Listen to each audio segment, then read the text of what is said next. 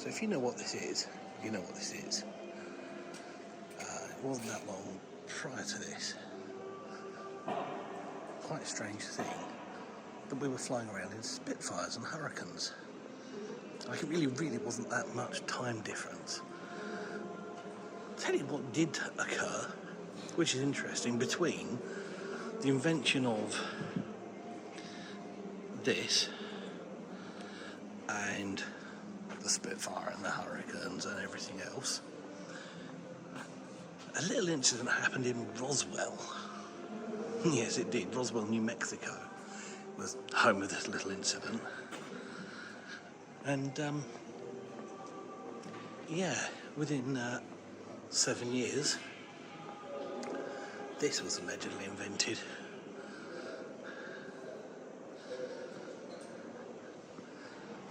Let's just carry on wandering around it for a bit.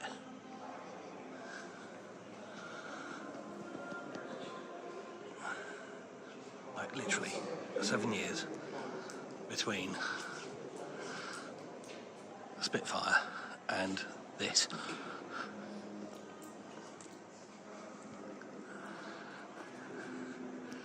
It's amazing actually being able to walk around near it, under it, or anywhere near it.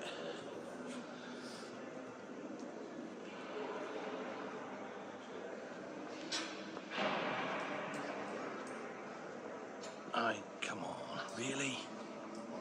Now, I'm not one for a conspiracy theory, but what I will say is it's only 10 years between this and the Supreme Spitfire. And whatever else the American equivalent was. Are you sure?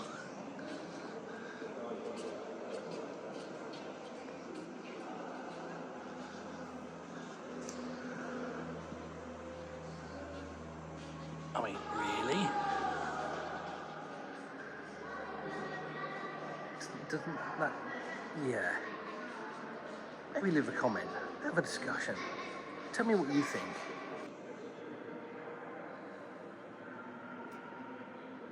Yes, a B52. It's a real one. And it's huge. Like, really huge. I mean, there's Tom Sunderland, he's 6'4". This thing's ginormous. I mean, absolutely huge, ginormous, huge.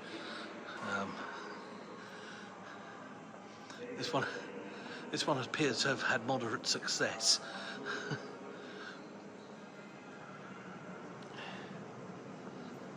It's huge. I mean, the engines are, one lot of engines are over there, and I've actually got to use the zoom. Those are the other engines over there, all in this same plane.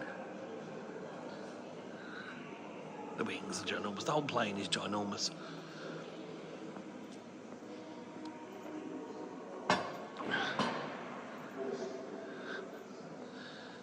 I'm still walking along.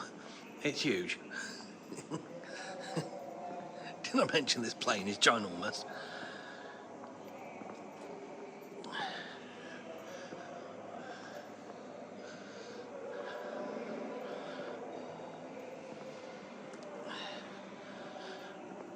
As a reference point, oh, it looks like a tail gun on it as well.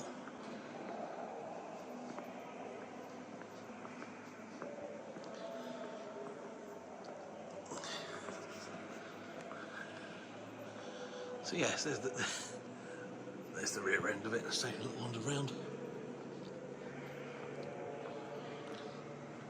Yeah, someone would have sat all the way up there, and then have had that to play with there, which pivots around.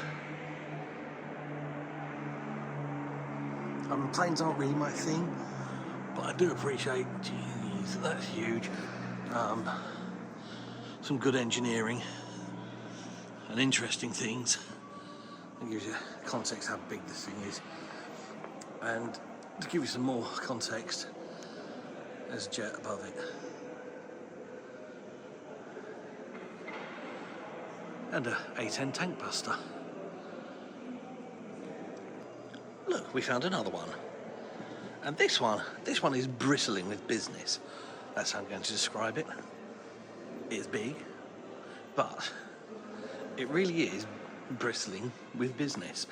Ugh.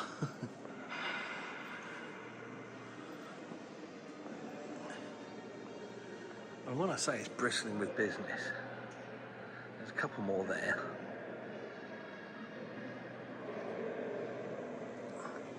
And I think you're fine as long as this thing doesn't see you, or whoever's in it doesn't see you.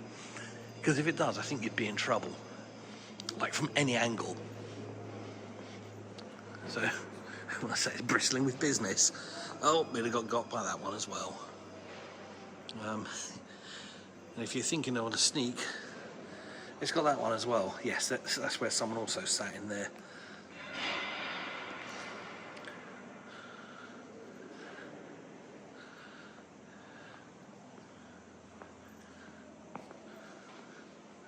Wander around. I mean, it's not overly big for what it is.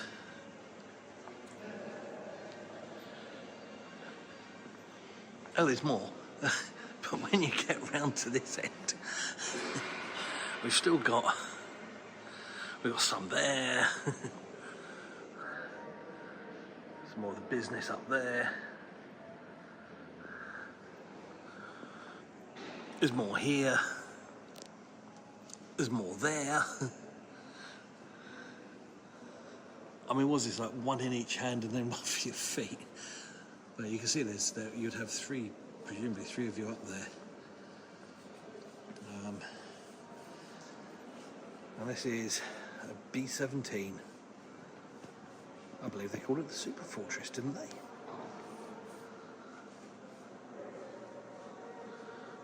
But yeah. I thought you'd find that one a bit interesting. What a strange thing to find next to a bunch of houses. Now, if you know what this is, you'll understand why it's a strange thing. And if you don't know what it is, I'll explain it. So this was basically nicknamed a Doodlebug. It states this is a replica. Yes, I don't know if that's like my replica ULEZ sign that I have.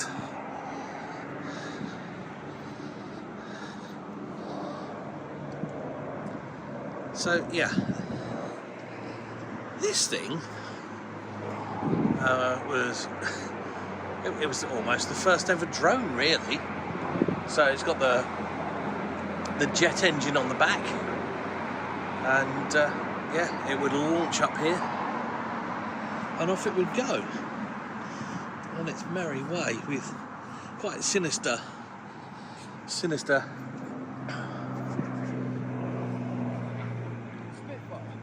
It's a Spitfire.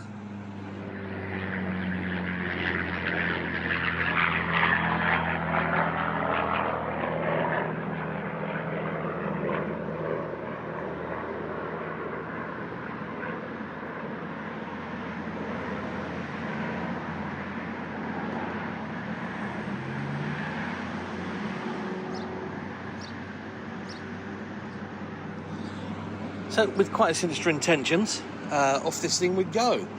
So it says, although the V1 looks like a small aircraft, it was in fact a pilotless N or a flying B, developed for use against London. Hoped that the V1s and V2 rockets would exact retribution for the Allied B of German cities and alter the course of the war.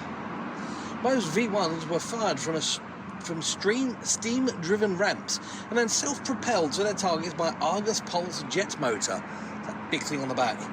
Preset controls guided the Mert to their target area, where they dived to the earth, automatically going pop, causing problems. Over 10,000 V1s were launched towards England, but many were destroyed by anti-aircraft pew-pews or planes. Although over 3,000 V1s got through the defences, and yeah, lots of people, around 20,000, they did not alter the course of what was going on in the 1930s, 40s. So yeah, how interesting was that? And we just got to see a Spitfire. How wonderful was that? What a fine afternoon it is.